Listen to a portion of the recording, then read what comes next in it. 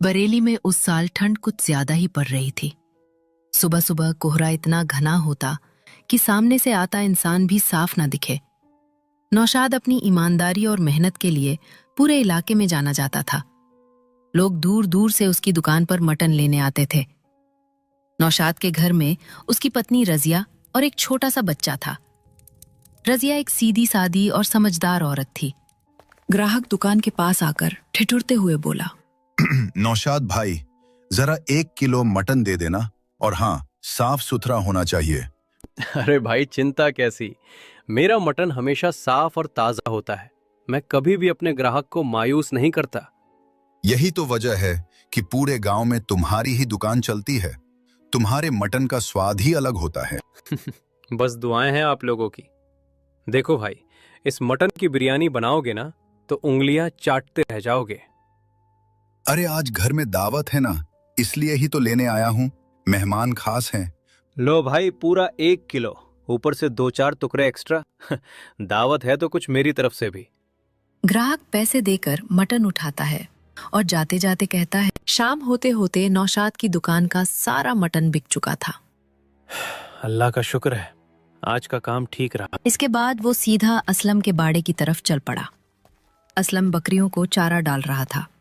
अरे असलम भाई, जरा अच्छी और बढ़िया 4 बकरियां निकाल दे। नौशाद, 4 नहीं, आज तो तुझे सिर्फ 1 ही बकरी मिलेगी। 1 ही? और वो भी क्यों? रेट बढ़ गई है भाई, बकरी 400 की मिलेगी। लेना हो तो ले, वरना आगे बढ़। भाई असलम, कल तक तो 100 की दे रहा था, इतनी जल्दी 400 कैसे हो गई? तुझे क्या लगता है बकरियां पालना आसान काम है? साल भर मेहनत करनी पड़ती है, चारा, दवा, देखभाल, ऊपर से ठंड भी है। अब मैं भी सोच रहा हूं कल से अपनी मटन की दुकान खोल दूं।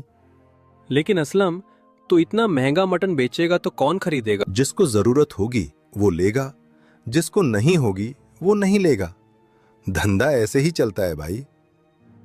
चल ठीक है, एक अच्छी सी बकरी निकाल दे। घर पहुंचते ही उसने बकरी को बांधा और मनी मन तय किया, चाहे हालात जैसे भी हों, ईमानदारी नहीं छोड़ूंगा। अगली सुबह ठंडी हवा के बीच नौशाद ने रोज की तरह अपनी मटन की दुकान खोली। थोड़ी ही देर में एक ग्राहक आया। नौशाद भाई, जरा 2 किलो मटन निकाल दो, एकदम साफ सुथरा। जरूर भाई, लेकिन पहले एक बात बता दूं, आज मटन के रेट बढ़ चुके हैं। रेट बढ़ गए? कितना हो गया? पहले 10 रुपए किलो था, अब 50 रुपए किलो हो गया है। क्या बात कर रहे हो नौशाद भाई, तुमने तो रेट आसमान को छूने भेज दी। नहीं भाई, ऐसी कोई बात नहीं है। जब ऊपर से ही इतनी महंगी बकरियां लेनी पड़ रही हैं तो रेट बढ़ाना मजबूरी है। कम से कम इतना तो बचे कि घर चले, बच्चों का पेट भर सके। तभी पास में खड़ा एक और आदमी बीच में बोल पड़ा, अरे भाई। भाई छोड़ो इसका मटन। क्यों, क्या हुआ? गांव के बीच में असलम भाई ने नई दुकान खोली है, वो सिर्फ 10 रुपए किलो मटन बेच रहे हैं। इतना कहकर वो भी तेज कदमों से असलम की दुकान की तरफ चल पड़ा। नौशाद चुपचाप खड़ा देखता रह गया। कुछ ही पलों में उसकी दुकान फिर से खाली हो गई। अरे असलम भाई, एक बात सच सच बताओ, क्या वाकई तुम 10 रुपए किलो मटन बेच रहे हो? भाई झूठ बोलकर क्या मिलेगा? मैंने सोचा कि आज गरीब अमीर सबको एक जैसा मटन मिले। पैसा तो ऊपर वाला देता है। चलो फिर जल्दी से 1.5 किलो मटन निकाल दो, घर में बच्चे बहुत दिन से मांग रहे हैं। असलम ने मटन उठाया, तराजू पर रखा और उंगली से कांट को थोड़ा दबा दिया। लो भाई, पूरा 1.5 किलो, एकदम साफ। और वो मटन लेकर चला गया।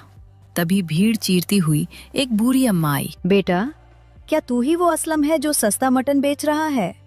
हाँ अम्मा, मैं ही हूँ। बताओ क्या चाहिए? बेटा, हम बहुत गरीब लोग हैं, ईद से ईद मटन नसीब होता है। आज सुना सस्ता है तो सोचा बच्चों के लिए ले जाऊं। कितने रुपए हैं अम्मा? बस 5 रुपए बेटा। अरे छोड़ो अम्मा, 5 रुपए में क्या मिलेगा? नहीं, आज कोई खाली हाथ नहीं जाएगा। असलम ने मटन काटा, तराजू पर रखा और फिर वही खेल। 1 किलो की जगह आधा किलो, और धीरे धीरे वहां से चली गई। नौशाद, आज तुम कुछ ज्यादा ही चुप हो। सच बताओ, क्या बात है? रजिया, आज मेरी दुकान पर एक ग्राहक नहीं रुका। एक भी नहीं? हाँ, सुबह से शाम हो गई, तराजू वैसे का वैसा रखा रहा। पहले असलम ही मुझे बकरियां बेच दिया करता था, उसी भरोसे पर मेरा धंधा चल रहा था। लेकिन अब उसी असलम ने गांव के बीच में अपनी मटन की दुकान खोल ली है। तो लोग वहीं चले जाते होंगे। हाँ, सब। कोई मेरे पास रुककर पूछता तक नहीं।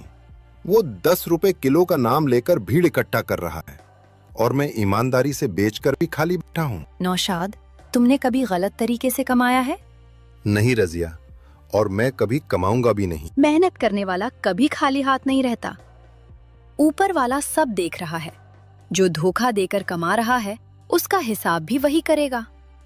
मैंने आज ये समझ लिया है रजिया कि अब मुझे किसी के सहारे नहीं बैठना चाहिए। भाग्यवान, इतने सालों में आज अचानक मटन कैसे? गांव में एक कसाई 10 रुपए किलो मटन बेच रहा था। सोचा बच्चों के लिए ले आऊं। 10 रुपए किलो? आजकल तो पानी भी इतना सस्ता नहीं मिलता।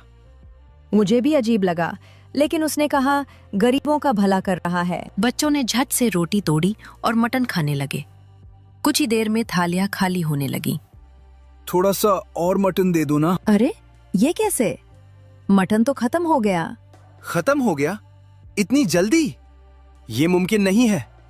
हमारे घर जब ईद पर 1 किलो मटन आता है तो वो पूरा 2 वक्त चलता है, लेकिन ये मटन तो एक ही वक्त में साफ हो गया। मैंने तो पूरे पैसे देकर 1 किलो मटन लिया था। असलम अपनी चारपाई पर बैठा था, सामने उसकी बीवी। असलम, एक बात समझ नहीं आ रही है मुझे। तुमने अपनी सारी बकरियां बेच दी, वो भी इतने कम दाम में। तुम जानते हो ना, वही बकरियां हमारे घर की कमाई थीं। ऐसा करके तुम्हें आखिर मिला क्या? मिला क्या? बहुत कुछ मिला मुस्कान। तुम्हें नहीं पता, वो नौशाद पूरे गांव में अपने मटन के नाम से मशहूर हो रहा था। लोग उसकी दुकान की मिसाल देते थे और मुझे कोई पूछता तक नहीं था। अगर मैं कुछ नहीं करता तो वो और ऊपर चढ़ जाता।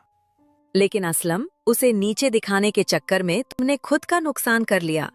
अब हमारे पास एक भी बकरी नहीं बची। कल से तुम क्या बेचोगे, ये कभी सोचा है? तुम बहुत जल्दी घबरा जाती हो। धंधा सिर्फ बकरियों से नहीं चलता, दिमाग से चलता है। जब तक लोग सस्ते दाम में मटन के नाम पर मेरे पास आ रहे हैं, तब तक रास्ता अपने आप निकल आता है। लेकिन सस्ता नाम ज्यादा दिन नहीं चलता असलम। आज लोग भीड़ में है, कल वही लोग सवाल भी करेंगे।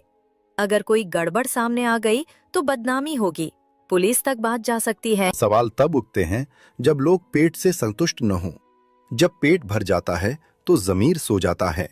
गांव वाले बस यही देखते हैं कि मटन सस्ता है या नहीं, बाकी बातें बाद में आती हैं। मुझे डर इस बात का नहीं है कि पैसे कम होंगे। मुझे डर इस बात का है कि कहीं तुम इस चक्कर में बहुत दूर ना निकल जाओ। घर पैसे से चलता है, ये मैं मानती हूँ, लेकिन अगर भरोसा और इंसानियत ही खत्म हो जाए तो वो घर भी ज्यादा दिन नहीं टिकता। रात का अंधेरा गहराता जा रहा था। तभी असलम चुपचाप अपने घर से बाहर निकला। चारों तरफ सन्नाटा था, सिर्फ ठंडी हवा की आवाज। घर से कुछ दूरी पर एक भैंस बंधी खड़ी थी। भैंस को मार मार कुछ देर बाद वो जल्दी जल्दी मीट को थैले में भरकर अपने घर ले आया। अगली सुबह होते ही असलम ने रोज की तरह अपना ठेला खोल लिया। अरे असलम भाई, जब से तुमने गांव में ये दुकान खोली है तब से गरीब लोगों को भी मीट खाने को मिल रहा है। लेकिन एक बात समझ में नहीं आती। क्या बात है भाई? इतना सस्ता मीट तुम लाते कहां से हो? आजकल तो मीट के दाम आसमान छू रहे हैं। अरे भाई, मैंने तो बस यही सोचा है कि मीट या तो अमीर लोग खाते हैं या फिर गरीब सिर्फ ख्वाब में। तो क्यों ना मैं अपने गांव वालों को ही खिला दूं। मैं तो बिना प्रॉफिट के बेच रहा हूं, बस काटता हूं, 2-4 पैसे बच जाते हैं, वही काफी है। गरीब की दुआ मिल जाए, इससे बड़ा मुनाफा क्या होगा। वाकई असलम भाई, तुम तो बहुत नेक दिल इंसान हो। चलो मुझे 2 किलो मीट दे दो। घर में सब तुम्हारी बहुत तारीफ कर रहे थे। हाँ भाई, क्यों नहीं। लो, पूरा 2 किलो ताजा मीट है। नौशाद की दुकान पर उस दिन अजीब सन्नाटा था। मटन खत्म हो चुका था, लेकिन दिल का बोझ हल्का नहीं हुआ था। नौशाद धीरे धीरे असलम की दुकान पर पहुंचा। अरे वाह, आज तो बड़ा दिन है। नौशाद खुद मेरे दरवाजे पर मटन लेने आया है। क्या हुआ भाई, अपनी दुकान की रौनक फीकी पड़ गई क्या? हंसी मजाक छोड़ असलम, आज मेरा मटन जल्दी खत्म हो गया इसलिए आया हूँ।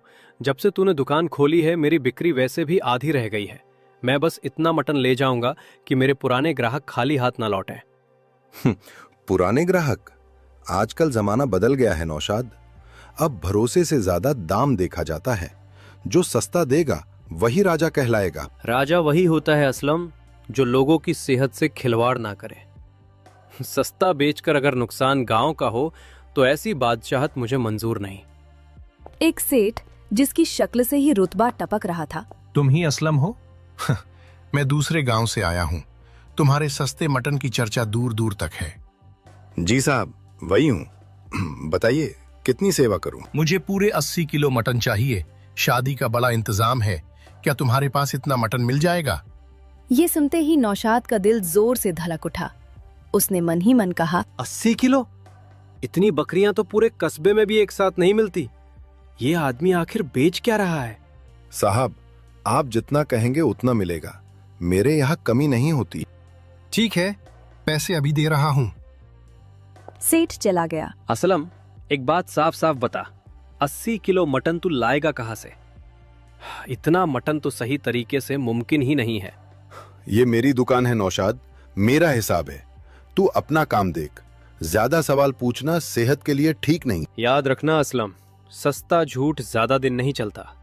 सच चाहे महंगा हो लेकिन टिकता जरूर है। ये कहकर नौशाद मटन उठाकर घर की तरफ चल पड़ा। नौशाद, ये मटन तुम किससे लेकर आए थे? असलम की दुकान से।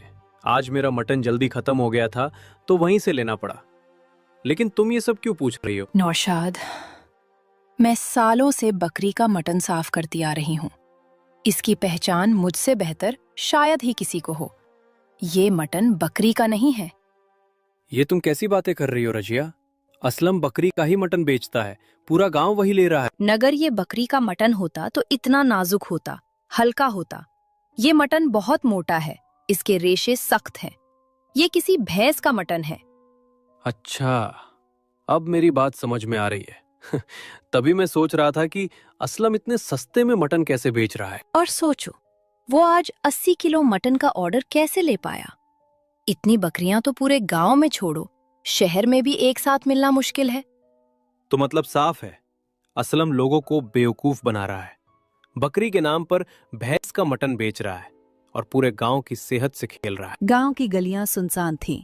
असलम चुपचाप अपने घर से निकला, चारों तरफ नजर दौड़ाई और तेज कदमों से सड़क की तरफ बढ़ गया।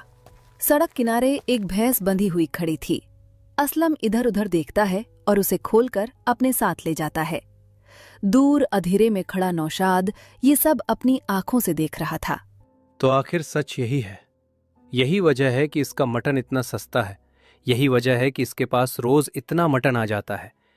ये बकरी का गोश्त नहीं, भैंस का गोश्त खिला रहा है और पूरे गांव को धोखे में रखे हुए है। अगली सुबह असलम की दुकान फिर से सजी हुई थी। भीड़ कम थी लेकिन तैयारी बड़ी थी। तभी वही सेठ अपनी गाड़ी से उतरा और ऊंची आवाज में बोला, अरे असलम भाई, बताओ मेरा 80 किलो मटन तैयार है या नहीं? आज तो शादी है, देर नहीं होनी चाहिए। तैयार है साहब, पूरा तैयार है। दुकान से नहीं, आप मेरे घर से ही मटन उठवा लीजिएगा, वहां सब रखा है। नौशाद तेज कदमों से वहां पहुंचा। उसके साथ गांव के मुखिया भी थे। साहब 1 मिनट रुक जाइए, इस आदमी से मटन मत लीजिए। क्यों भाई, क्या बात है? ये जो मटन आपको देने वाला है वो बकरी का नहीं है। इसने अपने मटन में भैंस का गोश्त मिला रखा है। भैंस का गोश्त बाजार में 5 रुपए किलो मिल जाता है और ये उसे बकरी बताकर 10 रुपए किलो बेच रहा है। नौशाद, क्या तुम ये बात जिम्मेदारी से कह रहे हो? हाँ मुखिया जी, मैं ये बात ऐसे ही नहीं कह रहा। कल रात मैंने अपनी आंखों से देखा है। ये आदमी रात के अंधेरे में भैंस लेकर अपने घर गया था। अगर ये झूठ है तो अभी पुलिस को बुला लेते हैं, सच अपने आप सामने आ जाएगा। ये सुनते ही असलम टूट गया। नहीं नहीं, पुलिस को मत बुलाओ, मैं सच बता देता हूं, गलती हो गई मुझसे। 2 पैसे ज्यादा कमाने के लालच में ये सब कर बैठा। मुझे लगा इतनी बकरियां रोज कहां से लाऊं। फिर मैंने सोचा भैंस का गोश्त सस्ता मिलता है, किसी को क्या पता चलेगा, बस वही करने लगा। असलम, तूने बहुत बड़ा गुनाह किया है। तूने सिर्फ धोखा नहीं दिया, तूने गरीबों को लूटा है। 5 रुपए किलो मिलने वाला गोश्त तूने बकरी बताकर 10 रुपए में बेचा। अगर आज नौशाद सामने ना आता तो मेरी इज्जत और मेहमानों की सेहत दोनों खतरे में पड़ जाती। सभी गांव वाले मिलकर असलम को करने लगते हैं और गांव से निकाल देते हैं और फिर से नौशाद की दुकान अच्छी चलने लगती है। तो कभी भी कुछ भी सामान को तो देखा कर लिया करो। उधर नौशाद की दुकान पर फिर से रौनक लौट आई। लोग समझ गए कि सस्ती चीज के लालच में आकर उन्होंने ईमानदार